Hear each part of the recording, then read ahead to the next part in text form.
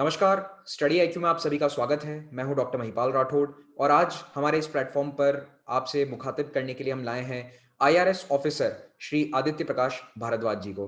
Aditya ji, welcome to study IQ. Thank you so much Mahipal ji. सबसे पहले तो स्टडी आईक्यू के जितने भी व्यूअर्स हैं सबको मेरा नमस्कार और बहुत-बहुत धन्यवाद आप सबका मुझे ये मौका देने के लिए कि मैं आप सबसे जुड़ सकूं और अपनी बातें शेयर कर सकूं। जी। तो सबसे पहले मैं आपको एक ब्रीफ इंट्रोडक्शन देना चाहता हूं आदित्य जी का। He is a doctor by training. इन्होंने अपना एमबीबीएस पूरा किया, उसके बाद इन्होंने यूपीएससी का एग्ज़ाम दिया। पहले अटेम्प्ट में रैंक 250 हासिल करी 2014 वाले एग्ज़ाम में और आईआरएस सर्विस इन्होंने जॉइन करी है। लेकिन हम इनसे बातचीत कर रहे हैं इसीलिए नहीं क्योंकि ये यूपीएससी के एक टॉपर हैं।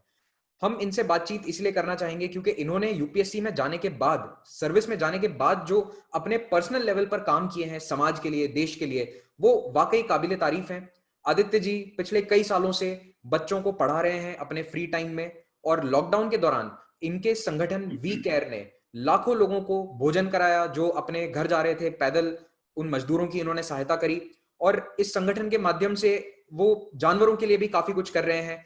तो इन्हीं सब बातों के बारे में आज इनसे डिटेल में डिस्कशन करेंगे। तो आदित्य जी, पहला सवाल तो मेरा ये है आपसे कि एक डॉक्टर होने के बावजूद आप यूपीएससी के फील्ड की तरफ कैसे अट्रैक्ट हुए?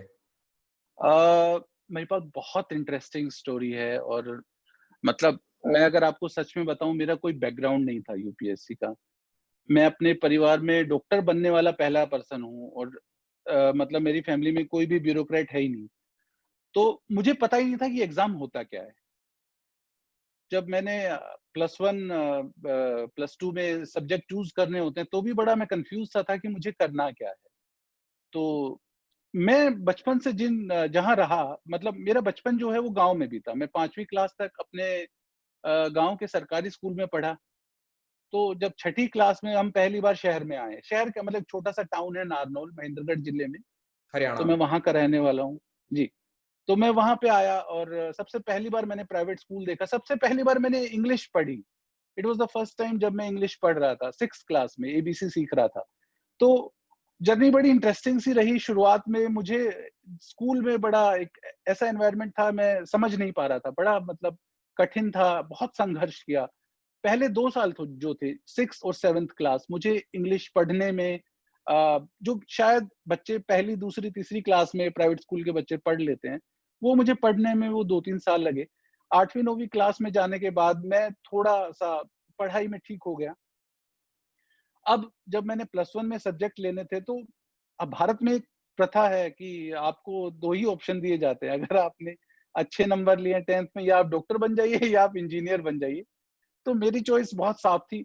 मैं जहाँ भी रहता था, हमारा एक किराए का मकान था, जहाँ हम रहते थे हमारे पड़ोस में डॉक्टर रहते थे। मैं उन्हें हमेशा देखता था और मेरी ये एक इच्छा थी कि मैं भी इन्हीं की तरह काम करूँ, डॉक्टर बनूँ। मैं देखता था लोग आते थे और उन्हें जिस तरह से कि डॉक्टर साहब आपने हमारी बहुत मदद की, इस तरह से मुझे लगता था यार मुझे भी डॉक्टर बनना है, कुछ करना है। मैं जब डॉक्टर बन गया, उसके बाद मुझे जाकर पता चला कि शायद पता नहीं मुझे ये करना भी है कि नहीं करना है। और जब आप एक मध्यम वर्गीय परिवार से आते हैं, मिडल क्लास फैमिली मेरे फादर जो एक टीचर हैं, हम 3 भाई-बहन हैं, तो घर में कमाने वाले सिर्फ पिताजी थे। तीनों बच्चे पढ़ रहे हैं, फीस का जितना खर्चा सब कुछ होता है। तो जैसे मैंने एमबीबीएस खत्म किया, मैं अपनी पोस्ट ग्रेजुएशन की तैयारी में लग गया। उसके साथ-साथ मैं मेडिकल कॉलेज में जॉब भी कर रहा था। पर एक चीज़ हमेशा थी कि जब मैं मेडिकल कॉलेज में भी था, तो चाहे जितने भी आपके हेल्थ अवेयरनेस कैंप लग रहे हैं, ब्लड डोनेशन कैंप लग रहे हैं या कोई सैनिटाइजेशन ड्राइव चल रही है, कोई इस तरह की जब भी एक्टिविटीज़ होती थी, मैं हमेशा उसमें आगे बढ़-चढ़ के भाग लेता था। तो वो एक समाज सेवा वाला जो पार्ट था, हमेशा से मतलब दिल में एक जुनून था कि कुछ करना है। तो जब 2012 में मैंने एमबीबीएस खत्म करके और वहीं के कॉलेज में जॉब स्टार्ट कर दी। मैं जॉब भी कर रहा था और पोस्ट ग्रेजुएशन की तैयारी भी कर रहा था। तो मेरा एक जूनियर था, वो यूपीएससी का तैयारी कर रहा था पिछले 4 सालों से। एक बार हुआ क्या, उसकी टेस्ट सीरीज़ थी ओल्ड राजेंद्र नगर, मैं उसके साथ आया, उसकी टेस्ट सीरीज़ देने के लिए। जितनी देर उसने टेस्ट दिया मैं गाड़ी में बैठा रहा। मैं गाड़ी से उतरा, मैं वहाँ पे थोड़ा घूमने निकल गया और जो किताबें मैंने देखी, जो वहाँ पे पूरा एक माहौल होता है, आप ओल्ड राजेंद्र नगर जाएँ तो आपको पूरा किताबों से जैसे त्योहार पे मिठाइयाँ, राखियाँ सजी होती हैं, उसी प्रकार से मुझे लगता है कि ओल्ड राजेंद्र नगर अपने आप में हर वक़्त किताबों से सजा रहता है। तो वो सजावट और वो किताबें देख के मुझे सजावट से ज्यादा किताबों का जो कंटेक्स्ट था, जो जिस समाज की जिस तरह से बातें कर रहे थे, मुझे बड़ी इंटरेस्टिंग से लगी।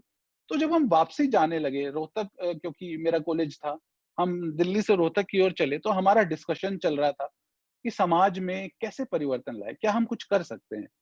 तो मेरा जो जूनियर था, वी वर गुड फ्रेंड्स, तो उसने कहा कि डॉक्टर साहब ये ऊपर ऊपर से बातें करने से कुछ नहीं होता है। अगर आपको वास्तव में समाज में कुछ परिवर्तन लाना है, तो आप सिस्टम का हिस्सा बनिए, बाहर से बैठ के आप कुछ नहीं कर सकते हैं। वो पिछले 4 साल से तैयारी कर रहा था। मैंने कहा मुझे अगर यूपीएससी की तैयारी करनी है तो उसमें कितना समय लगता है? उसने कहा कि देखिए आपने आज तक कोई किताब तो पढ़ी नहीं है। अगर आप आज पढ़ना शुरू करेंगे, आप लगा लीजिए 3-4 साल आपको लगेंगे समझने में, क्योंकि आप बहुत लेट हो चुके हैं। आपने काफ़ी समय गँवा दिया, अब आप पीजी की प्रिपरेशन कर रहे हैं। तो ये 2013 का समय था। 2013 में मैंने मतलब 2012 खत्म होने वाला था, 2013 शुरू हो रहा था, लगभग यही समय होगा। मैं घर आया और मन बड़ा अंदर से एक उद्वेलित था। ऐसा लगता था कि कुछ करना है, मतलब ये बात जो है, तो मैंने सबसे पहले अपनी मम्मी से शेयर की। मैंने कहा मम्मी ऐसे-ऐसे मैं यूपीएससी की तैयारी करना चाहता हूँ। तो शी वाज़ शॉक्ड, एकदम से बहुत शॉक भी क्या, एकदम गुस्से में हो गई कि मतलब बहुत मुश्किल से जाके डॉक्टर बना है, घर में थोड़ा कमाई का सोर्स बना है, और ये तो एक ऐसी अंधा कुआँ है जिसका कोई रास्ता नहीं है। क्योंकि अगर आप यूपीएससी में स्टोरीज़ देखने जाएँ तो success stories are very few and failure stories are much more. तो मुझे कहानियाँ सुनाने लगी, उनका बेटा था, उसने 6 साल तैयारी किया, वो डिप्रेशन में है। वो डॉक्टर था, वो डॉक्टर भी नहीं रहा, वो कुछ नहीं कर रहा है। तो मैं डर गया, फिर मैंने अपने पिताजी से बात की, सेम बात उन्होंने भी कही कि देखो बहुत मुश्किल से तुम यहाँ तक पहुँचे हो और इस समय जाना उचित नहीं है, क्योंकि कम से कम तुम्हें 2-3 साल लगेंगे, तैयारी करोगे, तो अभी मत करो। तुम एक बार पीजी कर लो, उसके बाद आराम से जो करना हो कर लेना। जैसे घरवालों का हमेशा होता है कि एक बार 10वीं कर लो, उसके बाद जो करना है कर लेना, डॉक्टर बन जाओ, जो करना है कर लेना। मैंने कहा अगर अब भी मैंने अपने दिल की बात नहीं सुनी, शायद मैं फिर कभी ये फैसला नहीं ले पाऊँगा। तो महिपाल जी, मैंने 2013 की शुरुआत में रोहतक छोड़ दिया और मैं दिल्ली चला गया, अपना बोरिया बिस्तर उठा के, जो भी मेरे पास सामान था, और घरवालों से मेरी भयंकर लड़ाई हो गई। अगले 3 महीने तक हमारे बीच कोई कम्युनिकेशन नहीं होता है। ना आप मेरे घरवाले आपने मुझे कॉल कर आपने 3 महीने अपने मम्मी-पापा से बात ही नहीं करी? जी, मैं जब भी फ़ोन करता था वो उठाते ही नहीं थे। इतने गुस्से में थे, उन्हें लगता था कि ये एक इसके दिमाग में जुनून चढ़ा है, भूत सवार है, लगता है 2-3 महीने में उतर जाएगा, वापसी आ जाएगा। अच्छा, इकोनॉमिक सिचुएशन इतनी अच्छी थी नहीं। मैंने जो पहले से तैयारी कर रहे थे, अच्छा ऐसा कोई भी एक इंसान मेरे कॉन्टैक्ट में नहीं था, जो ऑलरेडी सेलेक्ट हो चुका हो। सिर्फ़ वही लोगों को जानता था जो तैयारी कर रहे थे कॉलेज की। मैंने कहा कि यार करना क्या है? तैयारी शुरू कैसे करें? उन्होंने कहा आप तो बहुत देर कर चुके हैं, आप एक काम कीजिए सीधा कोचिंग जॉइन कर लीजिए। मैंने श्री राम कोचिंग इंस्टीट्यूट में फीस भर दी, कोचिंग जॉइन कर ली। 2 महीने मैंने कोचिंग की, उसके बाद मुझे लगा यार अगर मुझे एक ही साल में ये सारा सिलेबस करना है, मेरे दिन के 5-6 घंटे तो यहीं खराब हो रहे हैं। 2 घंटे आने-जाने में लग जाते हैं, 4 घंटे की क्लास होती है, उसके बाद जो पढ़ाते हैं वो पढ़ूँगा। मैं पढ़ूँगा कब? तो श्री राम कोचिंग इंस्टीट्यूट के जो प्रमुख हैं, मैं उनके श्री राम जी, मैं उनके पास गया। मैंने कहा सर ऐसा हो सकता है क्या कि मेरी फीस मुझे वापस मिल जाए? तो उन्होंने कहा देखो ये तो पॉलिसी के खिलाफ है, फीस हम नहीं दे सकते हैं। पर उसके बाद मैंने फैसला किया महिपाल कि मैं वापस से कोचिंग नहीं जाऊँगा, क्योंकि मेरा समय बहुत खराब हो रहा था उससे, पहले 2 महीने के बाद। अच्छा एक और बड़ा इंटरेस्टिंग है कि आप जब ओल्ड राजेंद्र नगर जाते हैं, तो आप वहीं पे कमरे ढूँढना शुरू करते हैं। और मैंने कमरे ढूँढना शुरू किया, तो पहला जो रेट आपको पता चलता है वो था 10 से 15,000 रुपए। अच्छा मेरी सिचुएशन जो थी उस वक़्त ऐसी थी कि मुझे 2-3 हज़ार में अगर कोई कमरा कहीं मिले, तो मैं उसको लेने में ज़्यादा खुश रहूँगा। तो उन्होंने कहा यहाँ आपको कुछ नहीं मिलेगा। ओल्ड राजेंद्र नगर से मैं थोड़ा पीछे चला तो पटेल नगर आता है। पटेल नगर में मैंने फिर ढूँढा तो वहाँ रेट थोड़ा कम हो जाता है। ये मैं बात कर रहा हूँ 2013-14 की, तो उस वक़्त वहाँ पे रेट लगा लीजिए मिला मुझे 8-9 हज़ार रुपए। मुझे लगा यार इससे भी कम कुछ हो सकता है, तो एक ब्रोकर थे, उन्होंने कहा सर आप ना एक काम कीजिए स्लम्स में ही चले जाओ, आपको वहीं मिल सकता है। तो मैंने वही किया, मैं वो बहुत पीछे चला गया, शादीपुर बस डिपो के पास एक स्लम एरिया पड़ता है बिल्कुल, मैं वहाँ जाके रहने लग गया। मुझे 3,000 में रूम मिल गया और पीछे जो है एक बुचर था, मैं जहाँ रहता था, सारे दिन इतना शोर रहता था। पर मतलब मुझे लगता है यही जो आप ज़िंदगी में थोड़ा बहुत संघर्ष करते हैं आपकी वही आपको मुझे लगता है एक मजबूती प्रदान करते हैं। आपको एक ज़िंदगी में ये रहता है कि नहीं मैं डटा रहूँगा, तो 3 महीने बीत जाते हैं, फिर एक दिन मतलब अच्छा दिन आता है, घरवाले मुझसे बात करते हैं और कहते हैं कि अच्छा तो तुमने फैसला कर लिया है कि अब तुम नहीं आओगे, करोगे? तो ठीक है तुम करो। मेरे पापा से मेरी बात हुई, पापा ने कहा कि ठीक है, देखो तुम मेरी अकेली संतान नहीं हो, मेरे 3 बच्चे हैं, तो मैं तुम्हें 1 साल देता हूँ। अगर इस 1 साल में तुम्हारा सिलेक्शन हो जाता है तो ठीक है, तुम मुझसे वादा करो कि तुम 1 साल के बाद अपना बोरिया-बिस्तर उठा के वापस घर आ जाओगे। मैंने उस दिन प्रॉमिस किया, ठीक है पापा मैं एक ही बार एग्ज़ाम दूँगा, अगर इस बार मेरा हो गया तो ठीक है, नहीं तो मैं वापस आ जाऊँगा। महिपाल ये बड़ा ही टेस्टिंग टाइम रहा मेरे लिए। मैंने उस समय ये निश्चय कर लिया था कि मुझे चाहे जो भी हो, रुकना नहीं है। ना मैंने उस साल अपना जन्मदिन मनाया, ना दिवाली मनाई, ना होली मनाई, ना मैंने कोई वीकेंड लिया, कुछ भी नहीं। जैसे आप एक मैराथन में भागते हैं तो आप पीछे मुड़ के नहीं देखते हैं, उसी प्रकार से मैंने पीछे मुड़ के नहीं देखा। अच्छा समय इतना कम था कि जब मैंने प्रीलिम्स के लिए पढ़ना शुरू किया तो मेरे पास 8-9 महीने ही बचे थे। तो मेरे पास लोग क्या करते हैं अमूमन कि मेंस का जो सब्जेक्ट होता है उसको पढ़ना शुरू करते हैं। मैंने मेंस का अपना सब्जेक्ट की किताबें ही नहीं खरीदी थी जब तक मैंने प्रीलिम्स का एग्ज़ाम नहीं दिया था। जिस दिन मैं प्रीलिम्स का एग्ज़ाम दे के आया हूँ, उस दिन मैं एंथ्रोपोलॉजी की किताबें फिर दोबारा से ओल्ड राजेंद्र नगर जाके खरीद के लाया हूँ। तब मैंने पढ़ना शुरू किया और मेंस का जब एग्ज़ाम था, उससे ठीक 10 दिन पहले एक और इंसिडेंट हुआ जो मतलब मुझे लगता है कि काफ़ी मेरे लिए डिफ़िकल्ट रहा। अ, मेरी मदर को यूट्रस में एक ट्यूमर डिटेक्ट हुआ था और उनका ऑपरेशन होने वाला था एंड शी वाज़ वेरी अब भी मैं उस चीज़ को याद करता हूँ, मैं इमोशनल हो जाता हूँ। She was very emotional. She said कि तुम घर के सबसे बड़े बेटे हो, मुझे नहीं पता कि ये ऑपरेशन होगा, तो इसके बाद मैं बचूँ कि ना बचूँ, तुम आओगे कि नहीं आओगे? और वो बड़ा कठिन एक डिसीज़न था मेरे लिए देना कि मेरा आज से 1 हफ्ते के बाद एग्ज़ाम है, मेंस का जिसके लिए मैंने अपना सर्वस्व सब कुछ दाँव पे लगा रखा है। मैं जाऊँ कि ना जाऊँ? मैंने आँखें बंद की, भगवान को याद किया और मैंने अल्टीमेटली यही फैसला किया कि मैं नहीं जाता हूँ। और मतलब जब तक वो ऑपरेशन चला मैं पढ़ नहीं पाया, पर शायद मेरा मन वहीं था और जब सब ठीक हो गया तो उसके बाद मैंने एग्ज़ाम दिया और उसके बाद ही मैं घर गया। बहुत ही जी, कठिन निर्णय रहा होगा कि क्योंकि आप ना केवल बेटे हैं बल्कि आप एक डॉक्टर भी हैं। तो आपसे तो माँ-बाप की ये भी उम्मीद बिल्कुल, होगी कि सर्जरी में बिल्कुल, बिल्कुल साथ बिल्कुल, हमें बिल्कुल। साथ खड़ा रहे बेटा। बट आपने एक कठिन निर्णय लिया कि आप एग्ज़ाम के प्रति ज़्यादा ध्यान देंगे और आपने मेंस को प्रायोरिटी दी बजाय अपने फैमिली के। तो ये जी, सैक्रिफाइसेस जी, ज़रूरी हैं मेरे ख़्याल से अगर यूपीएससी में सफलता प्राप्त करनी है तो कुछ चीज़ों की सैक्रिफाइस आपको देनी पड़ेगी। तो ये आप बात बता रहे थे 2014 एग्ज़ाम के मेंस की, if I am not wrong. जी, जी, तो जी, आपने फिर फर्स्ट अटेम्प्ट में ही मेंस एग्जाम क्लियर किया, इंटरव्यू भी क्लियर किया और आप सिलेक्ट भी हो गए। जी, यू गॉट रैंक 250 जी, इन द फर्स्ट अटेम्प्ट। तो जी, जी, इसके जी। बाद घर वालों की खुशी कैसी थी? क्या रिएक्शंस थे उनके? उसके बाद घर अच्छा उसके बाद दूसरा एक जिसे कहते हैं कि डायलेमा शुरू हो गया। अब घरवालों ने कहा कि ठीक है, तुम्हारा फर्स्ट अटेम्प्ट में थोड़ा-सा पढ़ा तुमने और इतना तुम्हारी अच्छी रैंक आ गई, एक काम करो तुम दोबारा लिखो एग्ज़ाम। अब मैं इस बात पे एडमेंट था कि अब मैं दोबारा नहीं लिखने वाला हूँ। आपने मुझसे प्रॉमिस लिया था कि आप एक ही बार लिखें और दोबारा नहीं लिखें। अच्छा महिपाल मेरी जो जर्नी है, मैं मानता हूँ कि ये सर्विसेज़ से मैं अपने आप को कहीं दूर खड़ा करके देखता हूँ।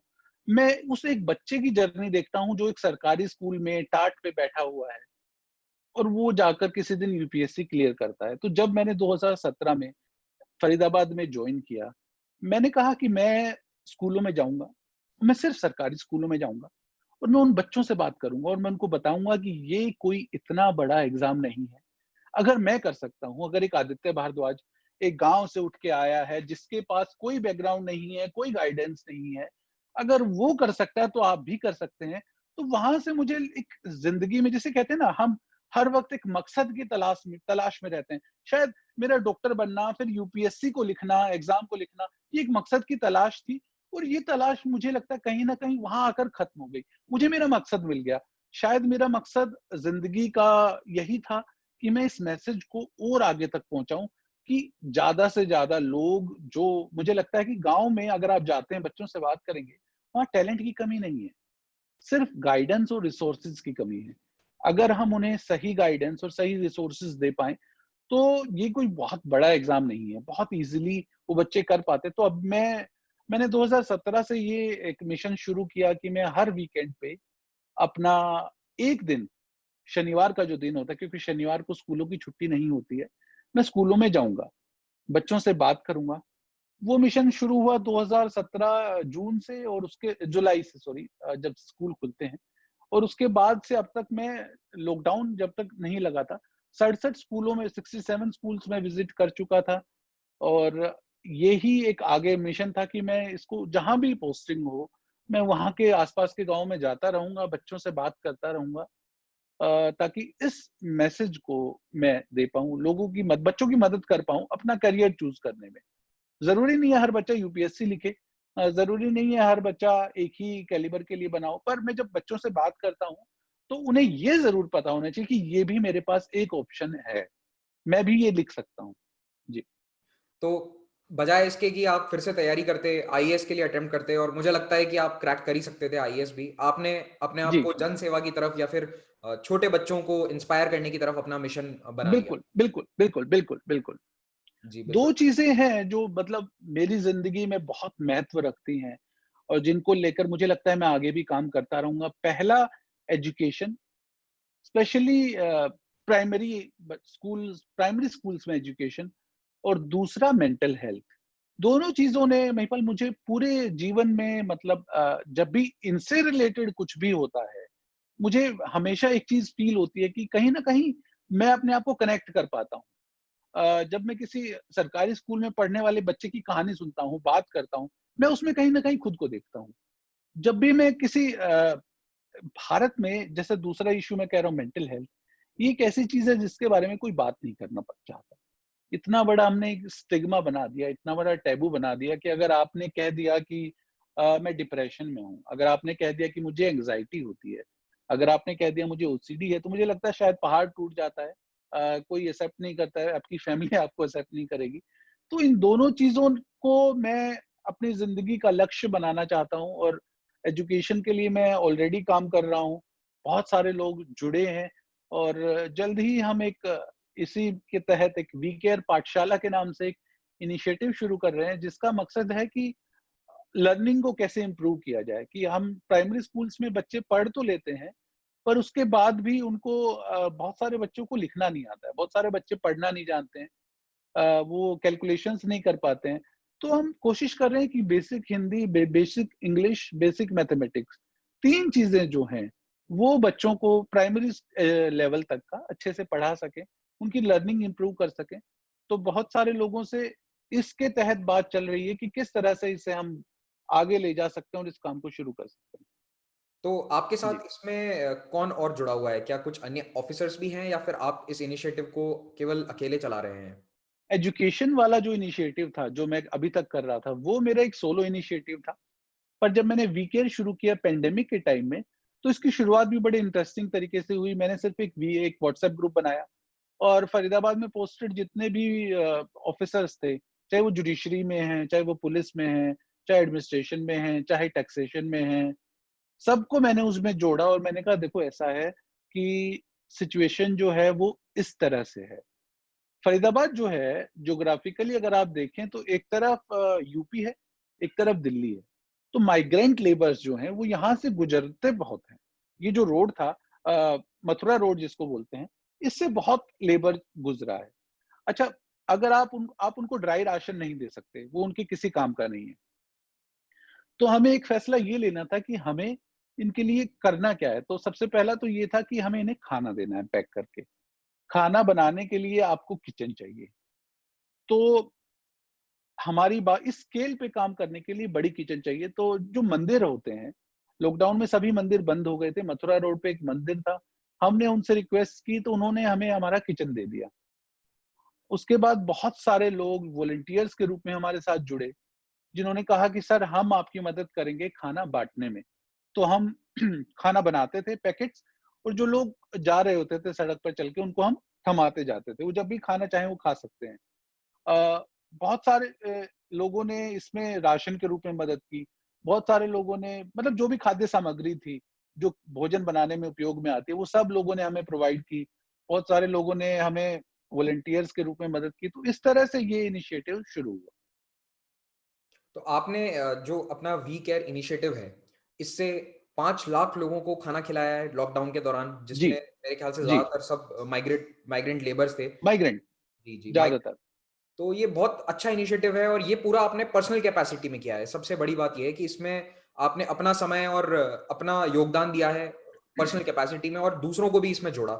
तो आपको इसमें बिल्कुल, कभी बिल्कुल। ये बात नहीं लगी कि अ, कोई कैश डोनेशन लेके स्टार्ट किया जाए या फिर आपका पूरा यही एम था कि सब अपनी सेवाएँ दें या फिर जो भी मटेरियल हेल्प है केवल वो नहीं, सबसे पहला जब हमने शुरू किया तो सबसे पहले मेरा पहला जो एम था वो ये था कि हम ना तो कोई कैश में डोनेशंस लेंगे, सिर्फ डोनेशंस जो लेंगे वो काइंड में लेंगे और सर्विसेज में लेंगे। अगर आप हेल्प करना चाहते हैं, आप आइए और खाना बाँटने में मदद कीजिए। और आप यकीन नहीं मानेंगे मुझे इसीलिए मैं इसे हमेशा सोशल केयर नेटवर्क कहता हूँ। क्योंकि फरीदाबाद के लोगों ने बहुत सारे लोग, सिर्फ ऑफिसर्स ही नहीं जहाँ मैं रहता हूँ उसके आस-पास के लोग जिन लोगों को मैं जानता नहीं हूँ क्योंकि जब आप एक व्हाट्सएप मैसेज फॉरवर्ड करते हैं कई बार वायरल हो जाता है। बहुत सारे ऐसे लोग जिनको मैं जानता तक नहीं वो आ रहे हैं। तो छोटे से छोटे, बड़े से बड़े, कुछ लोगों ने 5 किलो कोई 5 किलो आटा लेके आ रहा है कि मैं इतना ही दे सकता हूँ। वो भी एक बहुत बड़ी मदद होती है। कोई कह रहा है कि मैं पूरी 4-5 बोरियाँ दे रहा हूँ। तो इसमें सबसे जो एक अच्छी बात रही वो ये रही कहीं पे भी डोनेशन नहीं लिया गया। लोगों ने सिर्फ़ अपनी सेवाएँ दी। मंदिरों में जो था किचन लोगों ने किचन दिया। जो पुजारी थे उस मंदिर के उन्होंने खाना बनाने में हमारी हेल्प की। सबसे बड़ी बात बहुत सारी महिलाएँ थी जिनका रोज़गार छिन गया था लॉकडाउन के कारण, जो शायद पहले हाउसमेड्स की तरह काम कर रही थी। और अब क्योंकि वो घरों में नहीं जा रही थी, तो उन्होंने कहा कि हम आपके साथ जुड़ना चाहते हैं। तो मैंने कहा ठीक है, आप हमारी खाना बनाने में मदद कीजिए और हम आपको राशन देंगे। तो इस तरह से मतलब बहुत सारे लोग जिनके रोज़गार चले गए थे, वो हमारे वॉलंटियर्स बन गए और उन सब ने हमारी खाना बनाने में मदद की, खाना बाँटने में मदद की। दोनों प्रकार से मुझे लगता है कि लोगों ने इसमें जुड़कर काम किया, लोगों ने लोगों के लिए काम किया। और मैं सिर्फ एक माध्यम बना, एक ज़रिया बना कि ठीक है, अगर आप राशन भेजना चाहते हैं तो मुझसे संपर्क करें। अगर कहीं पे आपको लगता है कि 50 लोग हैं जिनको खाना नहीं मिल रहा है, तो आप मुझसे संपर्क करें, हम मदद करेंगे। तो इस प्रकार से मुझे लगता है ये बहुत सारे लोग जुड़े कम से कम 1000 से ऊपर लोग होंगे महिपाल, जो सब लोग साथ आए, सबने जुड़कर काम किया और अंत में ये गिनती भी मुझे लगता है कहीं ज़्यादा गई होगी। पर हम एक रफ एक अप्रोक्सिमेट अगर बनाते हैं कि क्योंकि कुछ दिन ऐसे थे जिसमें हम दिन में 10-10, 15-15 हज़ार लोगों तक खाना पहुँचा रहे थे। बाद में क्योंकि ये कम हो गया था, माइग्रेशन बहुत कम हो गया था, तो उसके बाद फिर हम सूखा राशन देने लगे स्लम्स में जहाँ ज़रूरत थी। अच्छा, इसके साथ एक और बड़ी इंटरेस्टिंग चीज़ हुई। लॉकडाउन का तीसरा दिन था और मैंने एक लोकल न्यूज़पेपर में पढ़ा कि फरीदाबाद रेलवे स्टेशन पे कुछ बंदरों की मौत हो गई है भूख से। तो जब शाम को हम बैठते थे, हम पूरा दिन लगभग काम करते थे, 10 बजे तक फूड डिस्ट्रीब्यूशन होता था। उसके बाद हम एक मीटिंग लेते थे, टीम मीटिंग, सब वॉलंटियर्स बैठे होते थे, मैं जाता था। तो वो जो खबर थी मैंने कहा कि हम कुछ कर सकते हैं? तो उन्होंने कहा सर खाना हमारा कुछ बच जाता है, तो क्यों ना हम उसको यूज़ करें जानवरों के लिए। तो क्योंकि रिसोर्सेज़ जो थे वो ऑलरेडी वेरी स्कार्स थे। हमारे पास जितना खाना आता था हमने ये इंश्योर किया कि इसका एक भी दाना खराब ना जाए। तो जब खाना बाँटने के बाद बच जाता था, वो खाना हमने स्ट्रीट डॉग्स को और बंदरों को बाँटना शुरू कर दिया। और ये वाला इनिशिएटिव ने भी बड़ा ही मतलब एक स्पीड पकड़ी और उसके बाद कुछ जो लोग थे, जो पहले से जानवरों के लिए काम कर रहे थे, वो आ गए। उन्होंने कहा कि सर हम स्पेशली जानवरों के लिए काम करना चाहते हैं। हम उनके लिए खाना इकट्ठा करेंगे, लोगों से माँगेंगे और हम बाँटेंगे। तो वी केयर की एक टीम बन गई जो सिर्फ़ और सिर्फ़ ये काम करती थी कि वो जानवरों के लिए खाना बाँटती है। 7वें या 8वें दिन जब लॉकडाउन का था, तब हमें ये पता चला कि फरीदाबाद के जस्ट एडजेसेंट अरावली हिल्स पड़ती हैं और वहाँ पे गर्मी बहुत ज़्यादा होती है। अगर आप फरीदाबाद शहर में बैठे हैं, यहाँ पे आपको टेम्परेचर फ़ील होगा 40, तो अरावलीज़ में 50 फ़ील होगा। पानी बहुत कम है वहाँ पर, पानी की बहुत किल्लत होती है और एक मैन एनिमल का एक बहुत अच्छा-सा एक रिलेशनशिप है। पर क्योंकि लॉकडाउन हो गया था, फुटफॉल बंद हो गया था, वहाँ जो जानवर थे, उन्हें पानी के लिए बड़ा परेशान होना पड़ रहा था। चारे के साथ-साथ पानी के लिए बड़ा परेशान होना पड़ पड़ रहा था। तो हमने लोगों से पुराने टब मांगे कि आपके घर में पुरानी बाल्टियां, पुराने टब, प्लास्टिक के, इसके कंक्रीट के टब अगर पड़े हैं हमें दीजिए। तो हमने लगभग 200 टब पूरे फरीदाबाद गुड़गांव रोड पे रख दिए और फिर इंश्योर किया कि उनको हम लगातार पानी से भरते रहे हैं तीसरे चौथे दिन। ये एक ऐसा इनिशिएटिव जो अब भी चल रहा है। खाने बांटने वाला कार्य अब लगभग बंद हो गया है, पर जो पानी वाला काम है वो अब भी चल रहा है। अब हमने लगभग 300 से लगभग 400 बाल्टियां, कुछ बाल्टियां होती हैं छोटी होती हैं, हम उनको पेड़ पे टांग देते हैं, वो बर्ड्स के भी काम आती है, बंदरों के काम आ जाती है। जो टब्स होते हैं हम उनको जमीन पे रख देते हैं ताकि जो जमी जमीन पे जो जानवर घूमते हैं वो अपनी प्यास बुझा सके।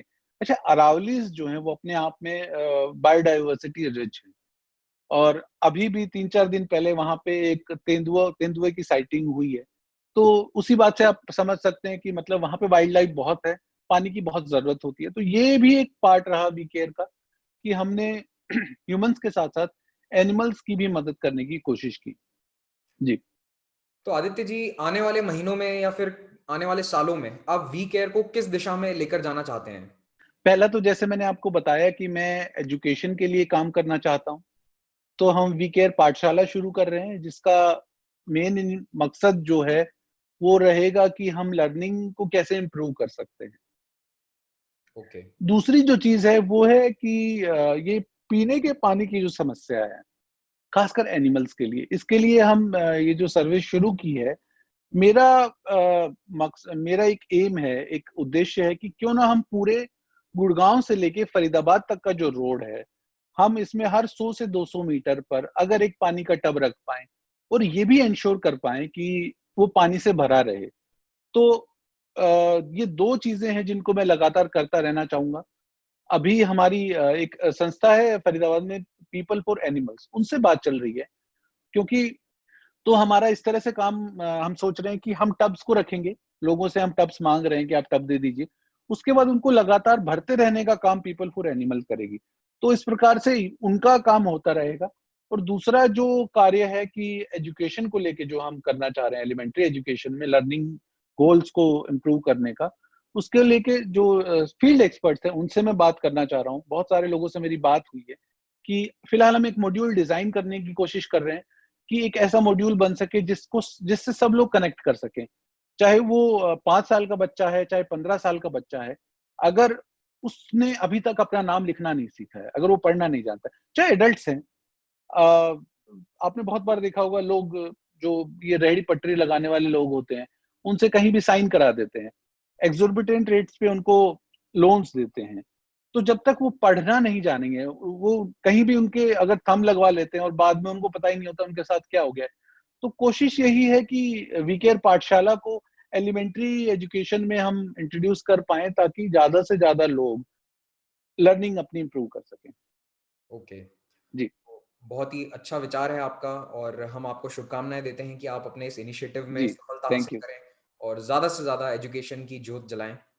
तो बहुत अच्छा लगा आपसे बात करके Aditya ji. I think you are one of those inspiring officers जिनकी चर्चा जी, एग्जाम क्रैक करने के लिए नहीं बल्कि उनके अपने पर्सनल एंडेवर्स के लिए होनी चाहिए। और हमारा भी यही मकसद है कि हमारे व्यूअर्स इंस्पायर हों कि देयर इज अ लाइफ जी। Beyond UPSC. आपको आगे भी समाज के लिए, देश के लिए बहुत कुछ करना बिल्कुल, है, करना बिल्कुल, चाहिए। बिल्कुल। तो surely we they will be inspired, I'm sure. And thank you very much for taking out जी। your time हमसे बात करने के लिए। थे धन्यवाद। Thank you so much Mahipal ji. और जाते-जाते मैं एक ही बात कहूँगा कि पैंडेमिक का टाइम है और हम सब फिजिकल डिस्टेंसिंग की बात करते हैं, सोशल डिस्टेंसिंग की बात करते हैं, तो मैं सबसे यही कहूँगा कि आप फिजिकल डिस्टेंसिंग बनाइए, इमोशनल डिस्टेंसिंग मत बनाइए। और ये स्पेशली एस्पिरेंट्स के लिए है, क्योंकि मैं खुद एक एस्पिरेंट रहा हूँ, मैं जानता हूँ आप बंद कमरों में रहते हैं, महीनों-महीनों आपका किसी से कॉन्टैक्ट नहीं हो रहा, खासकर इस दौर में। तो आप अपने फ्रेंड्स और फैमिली से कनेक्टेड रहिए, उनसे बात ज़रूर करिए, अपने दोस्तों से बात करते रहिए। अगर आपको किसी भी मोमेंट पे लगता है ज़िंदगी से बड़ा कुछ नहीं है, ना ये एग्ज़ाम, कुछ भी नहीं है। तो जिस भी मोमेंट पे आपको लगता है कि आप कमज़ोर महसूस कर रहे हैं, आपको लगता है कि आपको किसी से बात करने की ज़रूरत है, तो जो भी आपको सबसे प्रिय है, चाहे वो दोस्त है, फैमिली मेंबर, उससे बात करते रहिए। सोशल डिस्टेंसिंग करिए, फिजिकल डिस्टेंसिंग करिए, इमोशनल डिस्टेंसिंग मत करिए। जी, बहुत ही अच्छा विचार है आपका। On that note we ji, take leave from everyone. Thank you. Thank you so much. Thank you so much.